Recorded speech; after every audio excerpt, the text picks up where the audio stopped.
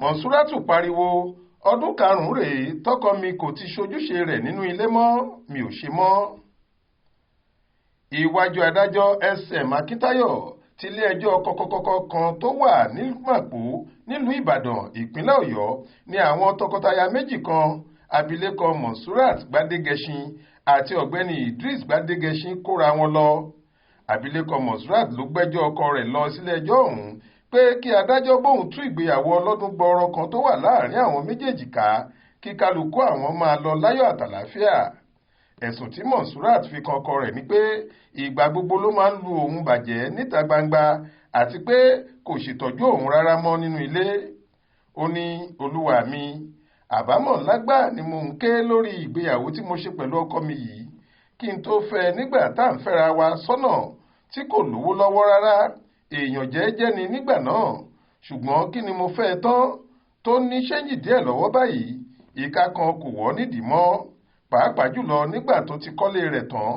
Àkọ́bí tí mo bí fún kò ju ọmọ oṣù méjì lọ tó fi kẹ́rù rẹ̀ jáde nínú ilé tá a jọ ń gbé. Fún ọdún 5 gbáko ni mi ò fi fojú mi kàn án rárá. Nígbà tó yá ni mo kẹ́rù mi lọ sọ́dọ̀ àwọn òbí mi, ọ̀dọ̀ wọn ni mo wà fún ọdún 5. Lẹ́yìn náà ló padà wá sílé.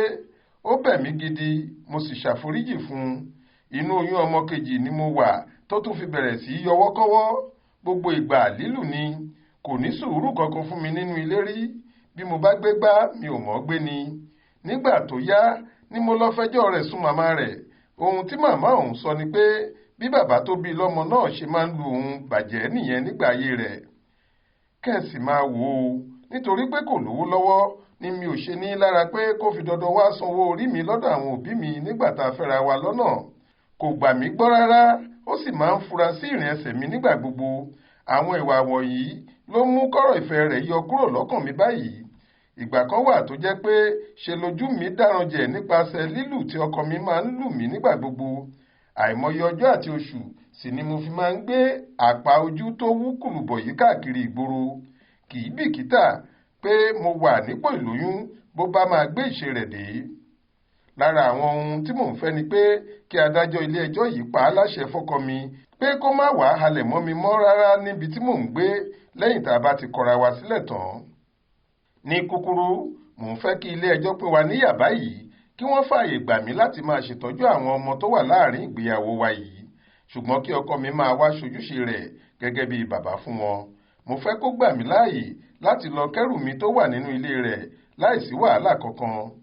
Nígbà tí kò sí olùjẹ́jọ́ ní kóòtù lákòókò tí ìgbẹ́jọ́ rẹ̀ wáyé, adájọ́ ilé ẹjọ́ ọ̀hún ní káwọn akọ̀wé kóòtù lọ fún un níwèé ìpẹ̀jọ́ tuntun míì kí wọ́n sì kàn án nípa fún pé kó yọjú sí kóòtù lọ́jọ́ tí ìgbẹ́jọ́ rẹ̀ máa wáyé. Lẹ́yìn èyí ládájọ́ ilé ẹjọ́ ọ̀hún sún ìgbẹ́jọ́ síwájú dọjọ́ míì. Adéwálé Adéoyè ló ṣàkójọ ìròyìn yìí fún iléeṣẹ́ tẹlifíṣàn Aláròyé online. Faith Adébọ́lá lóníròyìn yìí.